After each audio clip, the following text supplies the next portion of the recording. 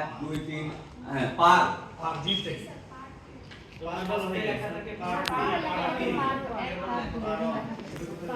আমরা তো এটা কখনো পাইনি পার স্যার স্যার যেমন স্যার আমরা নিপোর্ট হচ্ছে গিয়ে স্যার আগে আমরা পার্ট 2-তে ছিলাম স্যার, এখন আমরা পার্ট 3-তে আসছি স্যার। আচ্ছা এটা মন্ত্রণালয় আমি বলি মন্ত্রণালয়কে অ্যালোকেট করা আছে যে কে কোন শাখাগুলো কোন ফাইল ডিল করবে।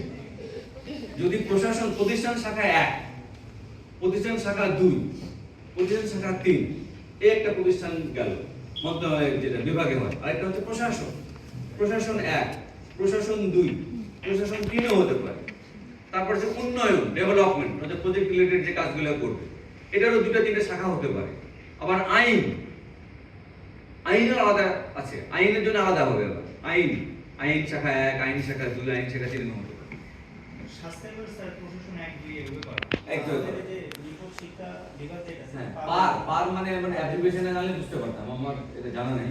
বাংলা লেখা থাকে স্যার বাংলায় কয়েকবার বৈষম্য হলো। আচ্ছা ডক্টর মৌসুমী থেকে ফোন করলে জানা যাবে ওদের বলতে পার মানে কি। অন্ত 3 দিয়ে করে হ্যাঁ ওটা ভাবে সাজানো আছে কিন্তু এটা সেকশন ওয়াইজ সাজানো থাকে, কারণ আপনার ফাইল সবাই ডিল করবে না। রিপোর্টের ফাইল মন্ত্রণালয়ের একটা পার্টিকুলার ডেস্ক ডিল করবে।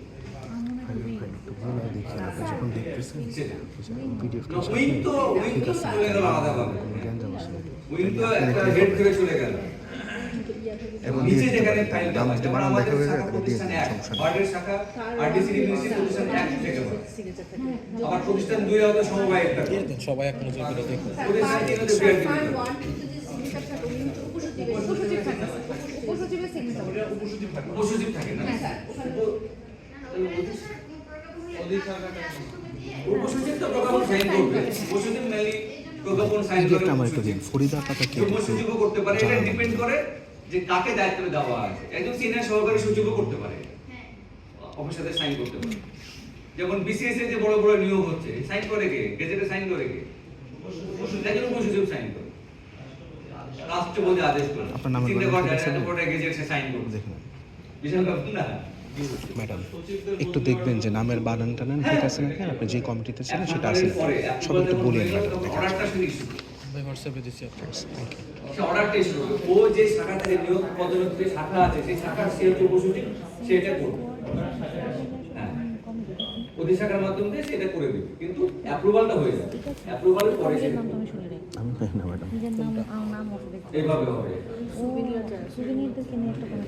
ম্যাডাম প্রত্যেকটা কমিটির কনভেনার সবগুলো কমিটির কনভেনার।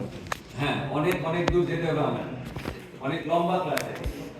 কার্যবর্ণ যে হচ্ছে দেখেন সাংবিধানিক ভাবে যেটা বলা আছে প্রধানমন্ত্রী যখনই প্রয়োজন একটা একাধিক বিভাগীয় একটি মন্ত্রণালয় গঠন করতে পারবে।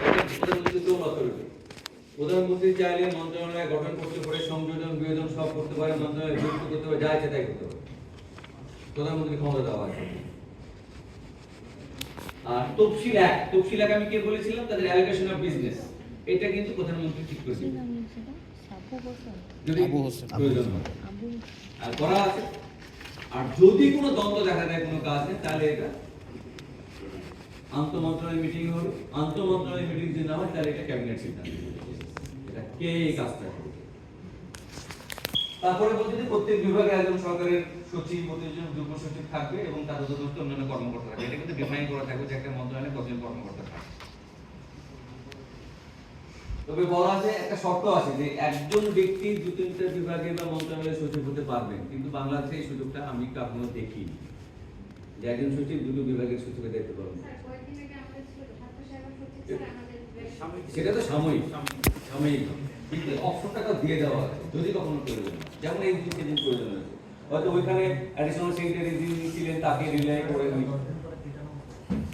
তোমাকে যোগ্য মনে করেন, ওনার দায়িত্ব দেন যে আমাদের সচিব ছিল না 2-2.5 মাস, আমাদের এখানে অ্যাডিশনাল সেক্রেটারি দায়িত্ব দেওয়া আছে, যে কাউকে দায়িত্ব দেওয়া আছে মানে ওই লেভেলে।